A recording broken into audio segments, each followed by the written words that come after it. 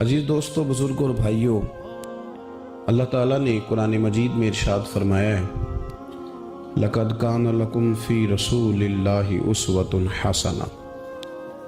फरमाया तहकीक तुम्हारे लिए नबी करीम अलैहिस्सलाम की ज़िंदगी में बेहतरीन नमूना।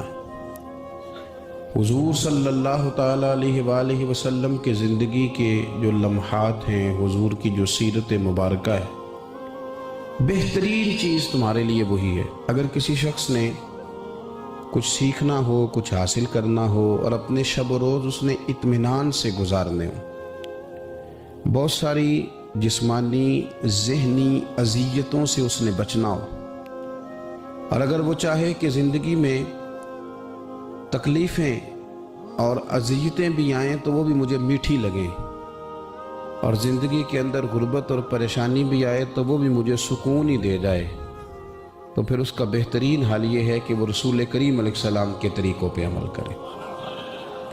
अगर वो हुज़ूर सल्लल्लाहु अलैहि वसल्लम के तरीक़ा है मुबारका पर अमल करेगा, हुज़ूर के नक्शे कदम चलेगा, तो उसके लिए ये सारा कुछ आसान हो जाएगा।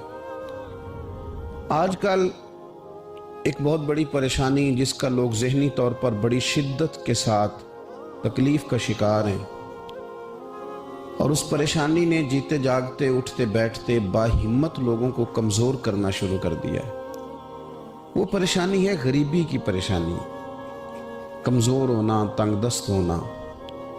बड़े बड़े बासलाहियत लोग हैं, बाशऊर हैं, फ़हम व फ़िरासत वाले, अल्लाह तबारक व तआला ने सारी नेमतों से उन्हें नवाजा हुआ है, लेकिन एक पैसा ना होने की वजह से वो अदम एतमाद का शिकार है। मुफ्त में परेशान रहते हैं कि मेरे पास पैसे नहीं है तो जाने क्या हो जाएगा। गरीबी, गुर्बत, आजमाइश ज़रूर है, लेकिन उसका ये मतलब नहीं है कि हम इस कदर ज़्यादा अपने आप को एहसास कमज़ोरी में ले जाएं कि हमारी बाकी सारी नेमतों का हम शुक्रिया ही अदा ना करें और किसी और खूबी को अपने अंदर महसूस ही ना करें। यहाँ तक हालात ख़राब हो गए कि जो खुदकुशियाँ बहुत ज़्यादा कसरत से होने लगी हैं, तो उनमें भी एक बड़ी वजह दौलत का ना होना, पैसों का ना होना, गरीबी का होना।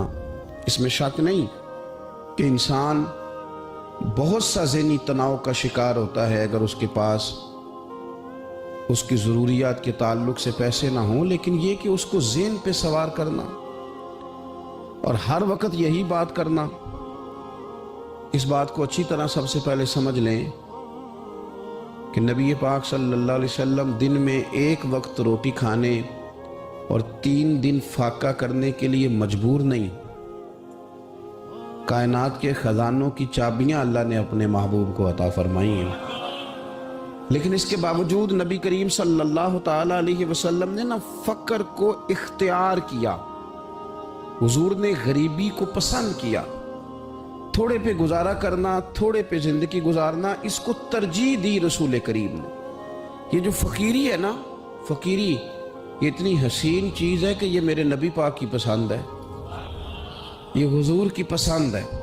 इस फ़क्र के अंदर जो हुस्न है और इस फ़कीरी के अंदर जो ताकत है और इसकी जो खूबसूरती है, उसको अगर हम मुलाहिज़ा करना शुरू करें और उस पर हम थोड़ी तवज्जो देने लगें, तो हो सकता है बहुत सारे लोग जो गरीबी को अपने लिए ज़हनी अज़ियत महसूस करते हैं, वो फ़क्र को फ़ख्र समझना शुरू कर दें, वो इसको बतौर एजाज़ के अपने लिए लें। इसी तरह कुछ लोग ऐसे हैं कि जो सोसाइटी के अंदर कोई बड़ा मकाम नहीं रखते, कोई सियासी, समाजी, मजहबी बड़ा कद काट नहीं रखते, वो भी अपने आप को बड़ा कमज़ोर महसूस करते हैं। वो समझते हैं कि शायद दुनिया में बड़ा आदमी वही होता है जिसकी एक फ़ोन कॉल पे सारे काम हो जाएं। ऐसा नहीं है।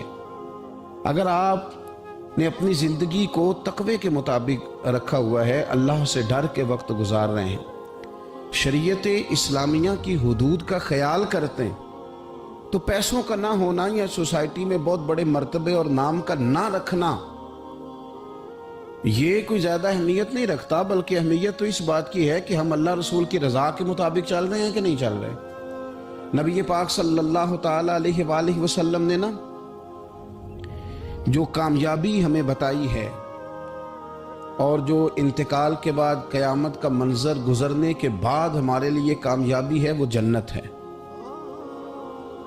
जन्नती और जहन्नमी बराबर नहीं हो सकते। ला यस्तवी असहाबुन नारे व असहाबुल जन्ना, जन्नती और जहन्नमी बराबर नहीं, बल्कि असहाबुल जन्नती हुमुल फाइजून, ये जन्नत वाले हैं, ये कामयाब होने वाले लोग। जन्नती और जहन्नमी बराबर नहीं, कुरान मजीद ने फैसला किया कि ये बराबर नहीं, बल्कि जो जन्नत में चला गया वो कामयाब हो गया, वो अल्लाह की रहमत के करीब चला गया, खुदा का फजल उसे नसीब हुआ। अब बहुत बड़ी कामयाबी है जन्नत। और हदीस पाक सुनिएगा, ये बुखारी मुस्लिम में मौजूद है। हज़रत इमरान बिन हुसैन रदी अल्लाह ताला अन्हु हदीस के रावी हैं कि रसूल करीम सल्लल्लाहु ताला अलैहि वसल्लम ने इरशाद फरमाया कि मैंने ना जन्नत में अक्सर वो लोग देखे हैं जो दुनिया में फ़कीर थे। जन्नत एक कामयाबी है, जन्नत एक बड़ा मकाम है, जन्नती और जहन्नमी बराबर नहीं। लेकिन हुजूर फरमाते हैं मैंने जन्नत में अक्सरियत फुकरा की देखी है, अक्सर फुकरा की। इतनी दौड़ लगी हुई है माल के लिए, इतनी जद्दोजहद है। हम समझते हैं कि पैसा है तो सारा कुछ ही है, लेकिन हुजूर फरमाते हैं देखें पैसा साहब का गलत नहीं, पैसे तो हज़रत सैयदना उस्मान गनी के पास भी बढ़े, हज़रत अब्दुर्रहमान इब्ने औफ के पास भी बढ़े। करने का काम यह है कि हम ना समझ लें कि अल्लाह की तकसीम क्या है। अगर अल्लाह तबारक व तआला ने हमें पैसे दिए तो भी उसकी तकसीम पर राजी रहना चाहिए, और अगर वो हमें फ़कीर देखना चाहता है, गरीब देखना चाहता है, और हम समझते हैं कि अल्लाह का फैसला और इसकी हिकमत हमारे हक में यही है, तो फिर भी हमें उसकी रज़ा पे राजी रहना चाहिए। रसूल पाक सल्लल्लाहु ताला अलैहि वसल्लम फरमाते हैं मैंने जन्नत में अक्सरियत, यानी 1 2 4 लोग नहीं, अक्सर लोग मैंने वो देखे हैं जो दुनिया में फुकरा थे, जो गरीब लोग थे। तो अंदाज़ा फरमाएं कि गरीबी क्या कोई इतनी परेशानी वाला काम है। बल्कि एक हदीस पाक मुस्लिम शरीफ में और बुखारी में इस तरह भी है कि हज़रत अबू हुरैरा रदी अल्लाह तआला अन्हु फरमाते हैं कि नबी करीम सल्लल्लाहु अलैहि वसल्लम ने फरमाया एक दिन जन्नत और जहन्नम का आपस में मुबाहसा हो गया, जन्नत और जहन्नम की आपस में बहस हो गई। जहन्नम कहने लगी कि मेरे अंदर जो लोग आएंगे ना वो बड़े बड़े सरदार, बड़े बड़े मुतकब्बिर, बड़े बड़े जब्बार, बड़े बड़े लोग आएंगे, ये मेरी शायद फजीलत है। जहन्नम कह रही है जहन्नम कि बड़े बड़े जब्बार मुतकब्बिर वो मेरे अंदर आएंगे, शायद ये वजह एजाज है। तो जन्नत ने जवाब में कहा कि मेरे अंदर तो गरीब और फकीर लोग ही आएंगे, मेरे अंदर तो वो लोग आएंगे जो दुनिया में बज़ाहिर बड़े बड़े नहीं थे, फुकरा, मसाकीन, यतामा, ये अक्सर होंगे। पता नहीं इसकी क्या वजह। जब दोनों आपस में गुफ्तगू कर रहे थे ना, तो रसूल करीम सल्लल्लाहु ताला अलैहि वसल्लम फरमाते हैं अल्लाह ताला ने फिर जन्नत से फरमाया, अल्लाह ने जन्नत से फरमाया कि तू मेरी रहमत है और मैं अपने बंदों में से जिस पर रहमत करूंगा ना तेरी सूरत में उस पर रहमत कर दूंगा। चूंकि जन्नत मेरी रहमत है तो मैं तेरी सूरत में उस पर रहमत कर दूंगा। और रब करीम ने इरशाद फरमाया जहन्नम से कि तू मेरा अजाब है, तो मैं अपने बंदों में से जिसको चाहूंगा तेरे ज़रिए अजाब दे दूंगा, लेकिन भर मैं तुम दोनों को ही डालूंगा। भर जन्नत भी जाएगी, भर जहन्नम भी जाएगी, लेकिन जिसको जहन्नुम में डाला जाएगा उसको अल्लाह जहन्नुम के जरिए अजाब देगा, और जिसको जन्नत में डाला जाएगा उसे अल्लाह जन्नत की सूरत में अपनी रहमत अता फरमाएगा। और ये दोनों खुद गवाहियां दे रही हैं कि जब्बार, तकब्बुर करने वाले, अपने दिल में गुरूर रखने वाले, बड़ा बड़ा अपने आप को गर्दानने वाले, जहन्नम खुद कह रही है वो मेरे अंदर आएंगे, और जन्नत कहती है कि मेरे अंदर तो ज़ईफ़ लोग आएंगे, लाचार लोग आएंगे, आजिज़ लोग आएंगे, कमज़ोर लोग आएंगे। हमें ये देखना है कि क्या हमारा वो लोग बनने का शौक है कि जिनके जनाब बड़े लाव लश्कर हैं, जिनके बड़े प्रोटोकॉल हैं, जिनकी बड़ी बात है, और जो गुरूर के तौर पर वो हमें बनना है, या हमें वो गरीब और लाचार बनना है कि जिन पे अल्लाह जन्नत की सूरत में रहमत नाजिल फरमा देगा। शौक बड़ा है लोगों को। आप यकीन करें कि कुछ लोगों को सादी गाड़ी में मज़ा ही नहीं आता जब तक 4-5 मोटरसाइकिल आगे पीछे ना हो। लोगों को उतनी देर तक लुत्फ़ ही नहीं आता जितनी देर तक 15-20 लोग उनके प्रोटोकॉल के लिए मौजूद ना हो। याद रखिएगा कि दुनिया के अंदर तो इंसान अपने आप को बड़ा साबित कर लेगा, 10-15 लोग ज़रूर ऐसे होंगे जो मुंह में उंगलियां डाल लेंगे, उसे देख के मुंह में उंगलियां डाल लेंगे ہو بڑی شان ہے، بڑی بات ہے، لیکن شان اسی کی ہے جسے قیامت میں معاف کر دیا جائے، شان اسی کی ہے جس کے لیے رب رسول کی رضا کا پروانہ جاری کر دیا۔ ہاں میرے عزیز، عظمت اسی کی ہے جس سے حساب نہ پوچھا جائے اور اسے بغیر حساب کتاب معاف کر دیا جائے۔ اپنے آپ کو ان لوگوں میں شامل کرنے کی کوشش کریں، اور یہ بھی یاد رکھیں کہ اگر آپ پرہیزگار ہیں اور آپ تقوی والے اور اللہ سے ڈرنے والے، تو نبی پاک صلی اللہ علیہ وسلم نے خاص شفقت فرمائی ہے غرباء پر، مساکین پر، خاص شفقت۔ نبی پاک صلی اللہ علیہ وسلم اس شخص کو بھی بڑا پسند کرتے تھے جو غریبوں کی خدمت کرتا، جو مسکینوں کی مدد کرتا، جو بیوہ عورتوں کے ساتھ کسی بھی طرح خیر کر سکتا، ان کی حضور نے تعریف فرمائی۔ بخاری مسلم میں حدیث ہے، نبی پاک صلی اللہ تعالی علیہ وسلم نے فرمایا کہ جو لوگ غریبوں کی، مسکینوں کی، لاچاروں کی مدد میں رہتے ہیں، یوں سمجھ لو وہ اللہ کے راستے میں جہاد کرنے میں مصروف رہتے ہیں۔ آج بڑی مشکلات ہوتی ہیں، میں نے دیکھا ہے کسی سرکاری ملازم کا انتقال ہو گیا تو اس کی بیوہ بڑی تکلیفوں سے گزرتی ہے۔ ہمارے ہاں تو کاغذات ہی بڑے بنتے ہیں، کہاں جا کے پینشن لگتی ہے، کیا کیا مشکلات سے گزرنا پڑتا ہے، اس کے بچوں کو دنیا کے بہت سارے معاملات ہوں جن میں بڑی پریشانیاں ہوتی ہیں۔ یہ تو جگہ کا انتقال کرانا، بینک کے معاملات دیکھنا، بڑی بڑی آزمائشوں میں بچے آ جاتے اور چھوٹے چھوٹے کاموں میں انہیں الجھا دیا جاتا ہے۔ کچھ لوگ ایسے ہوتے ہیں کہ جن کی ذرا سی سفارش کرنے سے، ذرا سے آگے بڑھنے سے ان کا کام ہو جاتا ہے۔ میرے نبی پاک علیہ السلام نے فرمایا جس کو دیکھو یتیموں، مسکینوں، بیوہ عورتوں کی مدد میں ہے، سمجھو وہ اللہ کے راستے میں جہاد میں ہے، اور فرمایا یوں سمجھ لو کہ اس نے وہ قیام کیا ہے کہ شاید دیر ہو جائے اسے رکوع کرنے میں، یعنی لمبی نمازیں پڑھنے والا ہے، اور فرمایا یہ وہ روزہ دار ہے کہ جو روزہ رکھے گا افطار ہی نہیں کرے گا، یعنی لمبے روزے رکھنے والا۔ گویا مسکینوں، یتیموں، بیواؤں کی مدد میں رہنے والا اس طرح ہے جس طرح ساری رات نفل پڑھنے والا اور ہر روز کے نفلی روزے رکھنے والا۔ تو آپ یہ سمجھ لیں کہ ان لوگوں کے ساتھ حضور نے خاص، ہمارے ہاں نا امیر کا تو ویسے دل کرتا ہے کہ وہ امیر لوگوں کے ساتھ دوستی رکھے،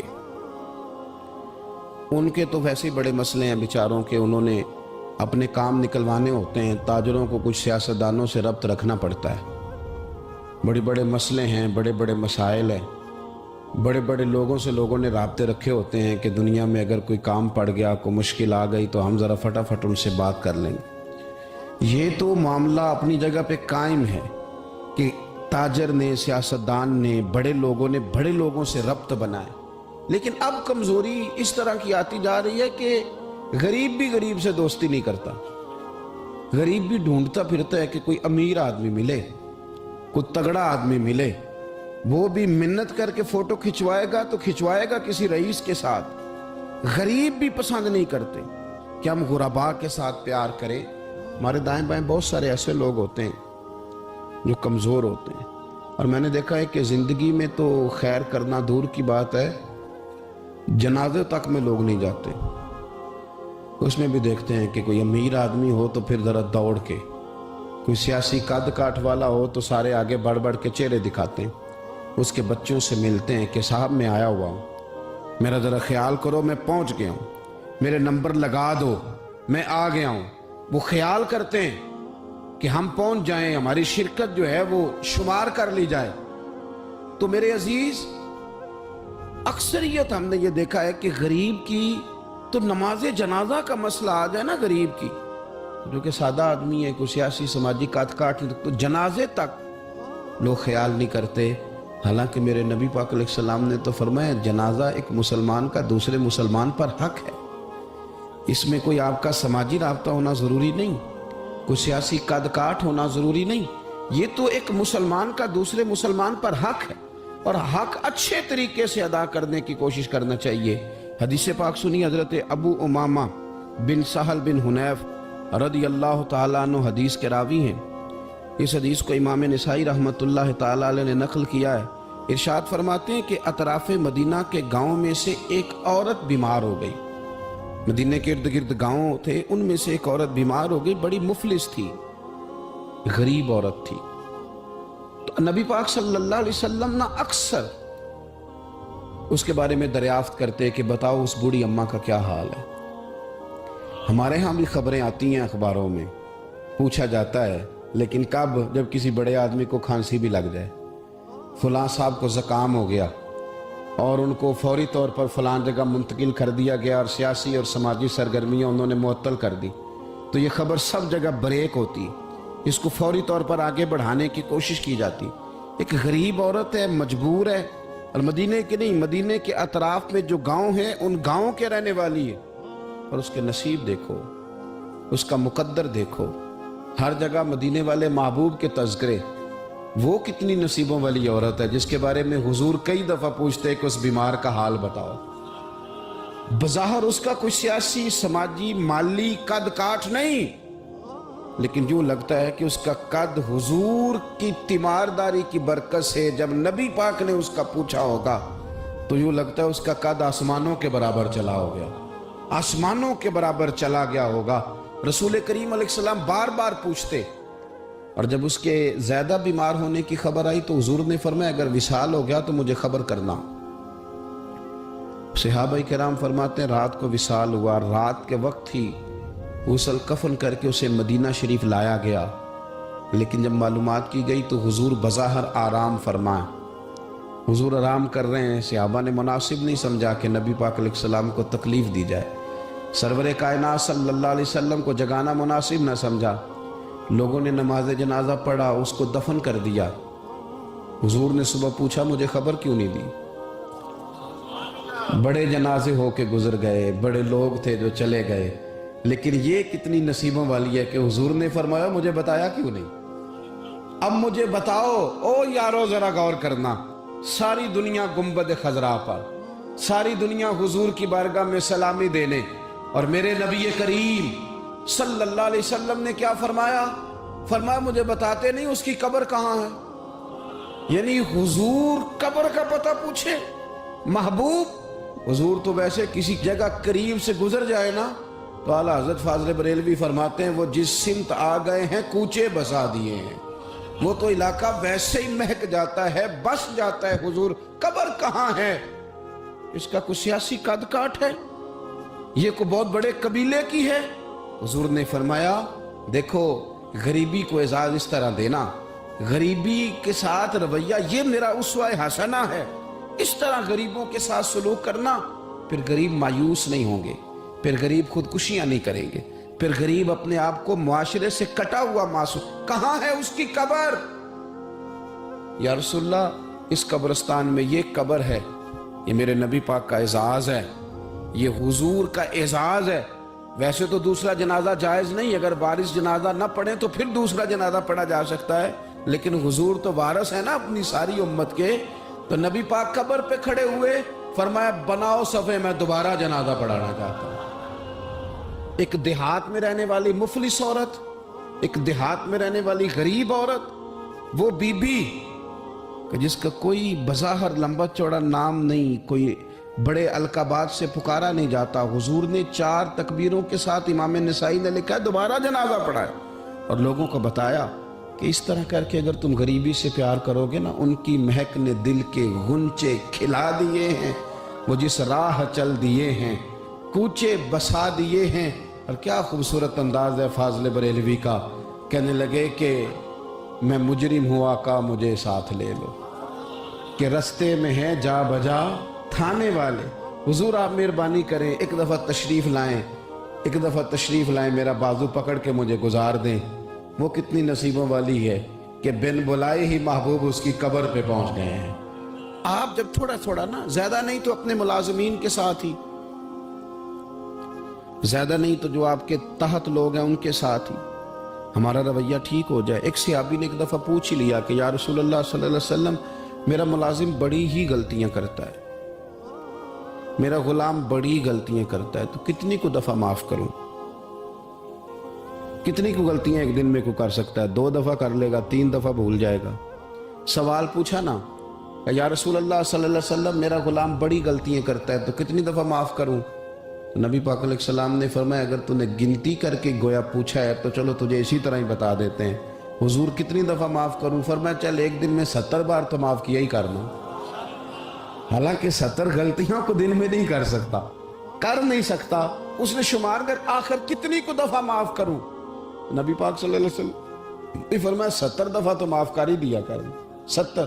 حضرت ابو مسعود رضی اللہ تعالیٰ عنہ فرماتے مجھے کسی بات پہ غصہ تھا اور میں اپنے غلام کو مار رہا تھا، پیٹ رہا تھا، اور بار بار میں اس پر سختی کر رہا تھا۔ دور سے حضور نے دیکھا اور آوازیں دیں، قریب جب حضور پہنچ گئے تو نبی پاک علیہ السلام نے ایک جملہ کہا، فرماتے ہیں پھر دوبارہ میں نے کبھی اپنے غلام پہ ہاتھ نہیں اٹھایا۔ اللہ کے رسول فرمانے لگے جتنا تجھے اس پر اختیار ہے نا، میرے رب کو اس سے کئی گنا بڑھ کے تیرے اوپر اختیار ہے۔ اگر آج اللہ تعالیٰ نے یہ تقسیم کر دی ہے کہ کسی کو تمہارا ملازم بنا دیا ہے، کسی کو تمہارے ماتحت کر دیا ہے، تو اس کا معنی یہ تو نہیں کہ تم اب اس سے پیار کرنا چھوڑ دو، اس پر شفقت کرنا چھوڑ دو۔ رسول کریم صلی اللہ تعالیٰ علیہ وآلہ وسلم نے ارشاد فرمایا کہ جتنا اختیار تمہیں اس پر ہے نا، اس سے کہیں بڑھ کر، اس سے کہیں بڑھ کر اللہ تعالیٰ کو تم پر اختیار ہے۔ مالدار لوگ توجہ کریں، میری بات پر غور کریں۔ اللہ نے مالداروں کو جو دیا ہے تو ان کی محنت کی وجہ سے نہیں دیا۔ محنت مزدور تم سے بڑھ کے کرتا ہے، اوور ٹائم لگاتا ہے۔ خدا نے نا اپنے فضل سے دیا ہے۔ میرے ایک بزرگ دوست ہیں، سادے آدمی ہیں، ان کی ایک بات میرے نا دل میں بیٹھ گئی۔ سادے لوگوں کی بات ہے، سادی سی، میں کوئی یہ نہیں آپ کو کہہ رہا کہ یہ کوئی قرآن و سنت کا معاملہ ہے، لیکن ہمارے جو سادے لوگ ہوتے ہیں نا دیہات کے، کئی دفعہ وہ سبق بڑا عمدہ پڑھاتے ہیں۔ تو کسی شخص کے ساتھ ان کا کوئی تھوڑا بہت اس کے ساتھ مدد کا رشتہ تھا، اس سے کچھ پیار کرتے تھے، تو کسی وجہ سے ناراضگی ہو گئی تو کسی نے ان سے کہا کہ اب چھوڑ دیں، آپ کا اس نے اتنا دل دکھایا۔ تو کہنے لگے نہیں میں چھوڑوں گا نہیں، میں دیتا رہوں گا۔ کیوں؟ کہنے لگے اس لیے کہ میرے دل میں بات بیٹھ گئی ہے کہ پتہ نہیں اللہ کدے نصیبہ نہ دیندا ہے، تو یہاں سے کوئی کھا جائے، کسی کی مدد ہو جائے۔ آپ کے ہاں اگر ماتحت کچھ لوگ ہیں، آپ کو کسی کی مدد کرنی پڑتی، تو اگر آپ کا یہ ذہن بن گیا نا کہ میں صاحب ہوں اور میں انہیں دیتا ہوں اور میری وجہ سے کام چلتا ہے اور میری تنخواہ سے چولہا جلتا ہے، تو آپ نے بڑی چھوٹی سوچ پیدا کر لی ہے، آپ کمزور ہو گئے۔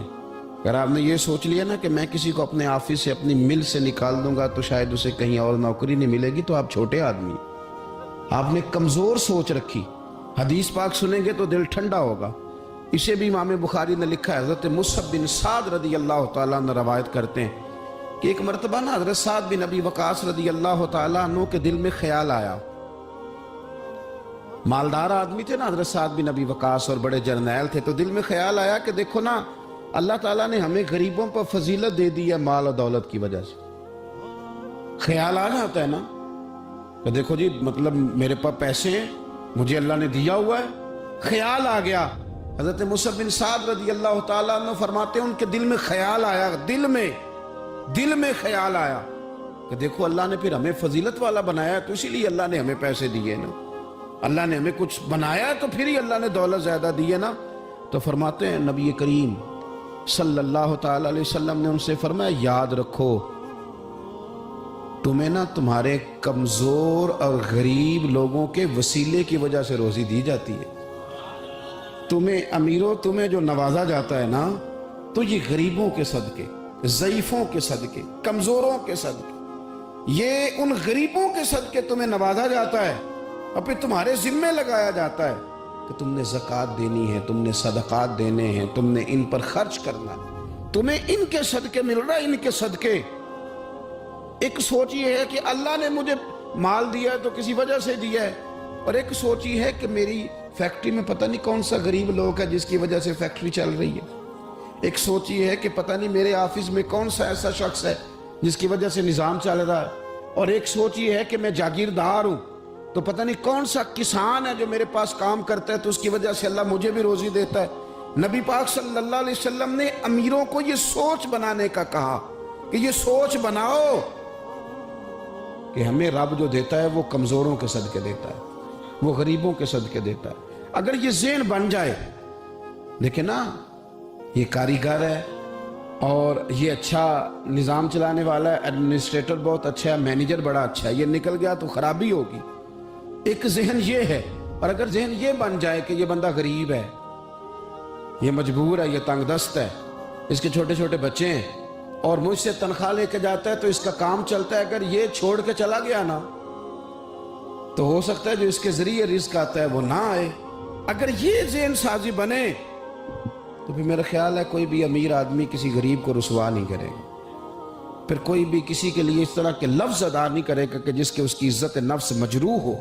ہم اگر یہ تھوڑا تھوڑا کر کے رویہ اپنے دلوں کے اندر پیدا کرنا شروع کر دیں اور تھوڑی تھوڑی محبت کو بڑھانے لگے تو آہستہ آہستہ ہمیں محسوس ہوگا کہ ہم کوئی ظرف کو اونچا لے گئے ہیں، ہمارے دلوں کو اللہ نے نرم کر دیا ہے۔ ہمارے ہاں نا سوسائٹی میں کچھ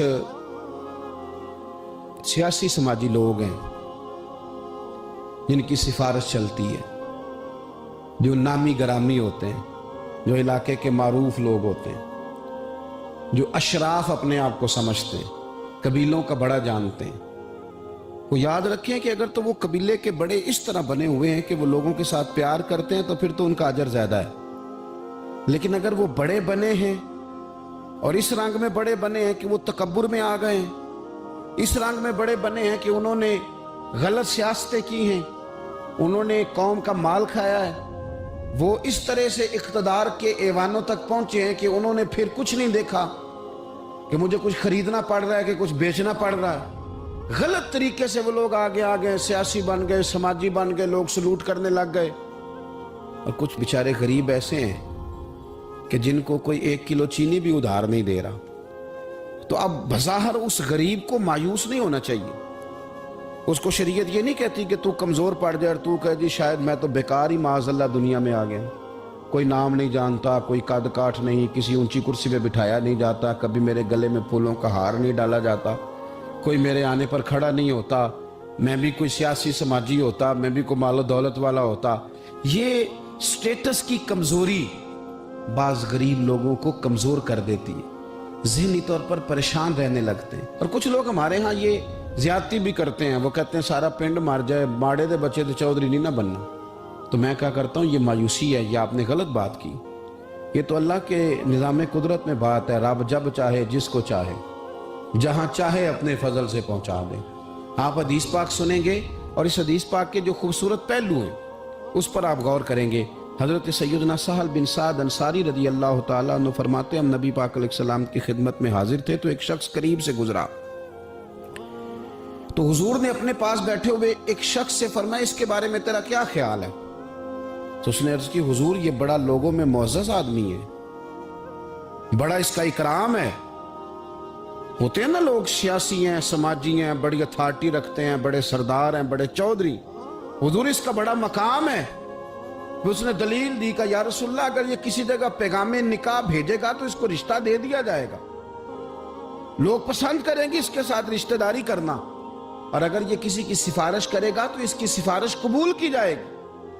تھوڑی دیر گزری تو رسول کریم صلی اللہ تعالیٰ علیہ وآلہ وسلم کے قریب سے ایک دوسرا آدمی گزرا، تو حضرت سہل بن سعد رضی اللہ تعالیٰ عنہ فرماتے ہیں کہ نبی پاک علیہ السلام نے اسی پاس بیٹھے ہوئے شخص سے فرمایا کہ اس شخص کے بارے میں تیرا کیا خیال ہے؟ ایک تو وہ تھا نا جس کو تو نے چودھری سمجھا، چیئرمین سمجھا، بڑا مالدار سمجھا، اور تو نے کہا کہ کیا بات، پیغام نکاح دے تو اسے رشتہ فوراً ملے گا، اور اگر یہ سفارش کرے تو قبول کی جائے گی۔ تو یہ جو غریب آدمی گزرا اس کے بارے میں اس نے کہا حضور یہ غریب آدمی ہے، کہیں پیغام نکاح دے گا تو رشتہ نہیں ملے گا، اور اگر کسی کی سفارش کرے گا تو قبول نہیں کی جائے گی۔ یہ ایک سیاسی سماجی ہے، قد کاٹ والا ہے، برادری قبیلے میں نام رکھتا ہے، اس کی سفارش بھی سنی جائے گی، رشتہ بھی ملے گا، لوگ اس کی بات بھی سنیں گے۔ اور یہ جو دوسرا گزرا یہ غریب ہے، اس کو تو کوئی رشتہ دینے کو تیار نہیں، سفارش سننے کو تیار نہیں۔ دونوں کے تذکرے ہو گئے، رزلٹ میرے نبی پاک نے سنانا تھا۔ حضور فرمانے لگے سن پھر سہل، اور سن تبصرہ کرنے والے تو بھی، یہ جو تو نے کہا نا کہ سیاسی ہے، سماجی ہے، فرمائے ان لوگوں سے اگر ساری دنیا بھر بھی جائے تو پھر بھی یہ غریب آدمی ان سارے لوگوں سے زیادہ بہتر ہے۔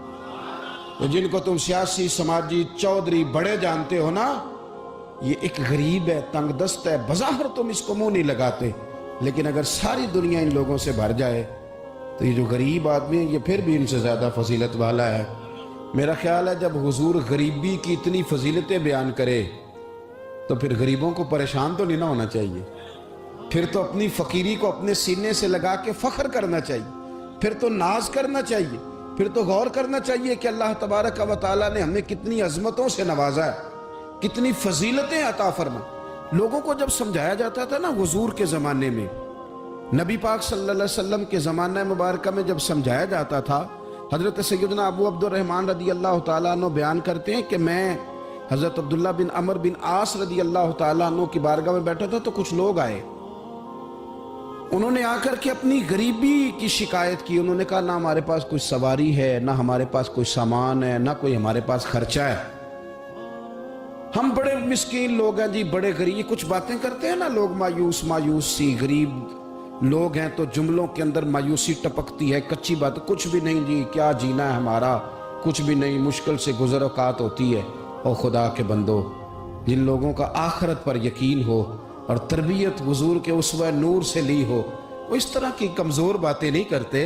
وہ حضرت مولا علی شیر خدا سے کسی نے کہا کہ آپ نے مال کیوں نہیں کمایا، چلو حلال ہی کما لیتے، تو حضرت مولا علی فرمانے لگے مال حرام ہو تو عذاب ہوتا ہے، حلال ہو تو حساب ہوتا ہے۔ حرام ہو تو عذاب ہے، حلال ہو تو حساب ہے، ہم دونوں کام ہی نہیں کرتے، ہم حلال بھی اکٹھا نہیں کرتے، وہ عذاب نہ ہو تو حساب تو اس کا بھی دینا ہی پڑے گا نا، ہم یہ کام ہی نہیں کرتے۔ تو کچھ لوگ حاضر ہوئے حضرت عبداللہ بن عمر بن عاص کی بارگاہ میں، اور انہوں نے آ کر کے عرض کی حضور نہ سواری کوئی، نہ کوئی خرچہ، نہ کوئی رہنے کو جگہ، نہ ہمارے پاس کوئی اور سہولیات۔ حضرت عبداللہ بن عمر رضی اللہ تعالیٰ عنہ فرمانے لگے بڑے پریشان ہو، ایک بات نہ کر لو تم سے؟ وہ غریب کہنے لگے حضور کر لیں۔ فرمایا اگر تم چاہو تو میرے پاس آ کے رہ جاؤ، جتنی چیزیں تم نے کہی ہیں نا اللہ میسر کرے گا، تمہیں دیں گے۔ اور فرمانے لگے اگر تم کرو نا صبر، اگر تم کرو صبر اور اپنی اس غریبی پہ راضی ہو جاؤ، اپنی اس فقر پر تم اگر راضی ہو جاؤ، صبر تمہیں آ جائے، تو پھر سنو میں نے نبی پاک صلی اللہ تعالی علیہ وسلم کو فرماتے سنا ہے کہ فقیر لوگ امیروں سے 40 سال پہلے جنت میں چلے جائیں گے۔ اگر تو تم جو مایوسی بتا رہے ہو وہ تم سے صبر نہیں تمہیں ہونے دیتی تو آ جاؤ، تمہیں مال دیتے ہیں، اور اگر تمہیں صبر آ جائے اور تم فقیری میں جینا سیکھ جاؤ، اس غریبی اور سادگی کو تم سینے سے لگاؤ اور مایوسی چھوڑ دو، تو پھر نا میں نے حضور سے خود سنا ہے کہ غریب لوگ امیروں سے 40 سال پہلے جنت میں جائیں گے۔ اب تم بتاؤ کیا کرنا ہے؟ زمانہ تھا نا رسول پاک کا، اور لوگ وہ تھے نا جنہوں نے تازہ تازہ حضور کا دور دیکھا تھا، تو بے صبرے نہیں تھے، وہ روتے نہیں تھے کہ پیسے نہیں ہیں تو پتہ نہیں کیا بنے گا۔ انہوں نے یہ نہیں کہا کہ ہم آپ کے پاس آ جاتے ہیں، آپ ہماری ضروریات کا خیال کر دیں۔ حدیث سنی نا جب حضور کی، غریبوں غور کرنا، جب انہوں نے حضور کی یہ حدیث سنی نا کہ غریب امیروں سے 40 سال پہلے جنت میں جائیں گے، تو وہ غریب لوگ حضرت عبداللہ بن عمر سے کہنے لگے حضور ہمیں نہیں پیسے چاہیے، ہم انشاءاللہ صبر کریں گے اور جنت میں امیروں سے پہلے داخل کر دیے جائیں گے، ہم اس غریبی کے ساتھ وقت گزاریں گے۔ تو بہت زیادہ مایوسیوں سے باہر آئیں، بہت زیادہ پریشانیوں سے باہر آئیں، ہر وقت رونا اور ہر وقت یہ احساس، زندگی ہے کتنی کو، کتنے کو سال ہیں، تھوڑا سا وقت ہے، اللہ جس حال میں رکھے اس حال میں راضی رہ کے مزے کے ساتھ جی کے اپنا رخت سفر باندھنا چاہیے۔ ہم اتنی مایوسیوں میں گھر گئے ہیں، اتنی مایوسیوں میں۔ دنیا کا سب سے بڑا انعام دولت نہیں، دنیا کا سب سے بڑا انعام ایمان ہے، رسول پاک کی غلامی ہے، جسے یہ شان ملی ہوئی ہے اسے پھر ناز سے جینا چاہیے۔ تو عزیز دوستو، ایک تو یہ کہ غریب لوگ احساس پیدا کریں کہ ہم نے غریب ضرور رہنا ہے پر مایوس نہیں رہنا، ہم نے احساس ضرور کرنا ہے لیکن ہم نے احساس سے کمتری کا شکار نہیں ہونا۔ اور امیر بھی غور کریں، اگر وہ تھوڑا سا غریبوں کی طرف ہاتھ بڑھائیں گے تو ان کے رزق میں برکت ہی ہوگی، ان کے ذریعے سے انہیں زیادہ ہی نوازا جائے گا۔